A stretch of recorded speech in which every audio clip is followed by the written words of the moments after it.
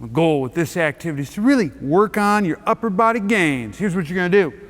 You're going to need some type of TRX of some sort, and you're going to set up in a push-up position because that's what you're going to do. But folks, let's talk about what entails a good push-up position. So what I want is you want your whole body in kind of a plank position like this. You don't want to sag. You want to get a tuck of the hips and reach just like that. I would also exhale so you can get lower ribcage position. From here, what you're going to do is you're going to lower down into a push-up, trying to maintain that planked posture. Make sure the arms are at about a 45-degree angle, forming an arrow, and then you're going to reach as far as you can without crunching, okay? It's hopefully going to look like this.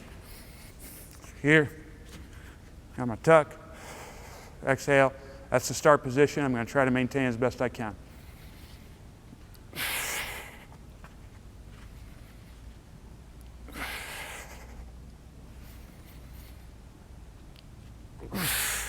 And that's how it's done.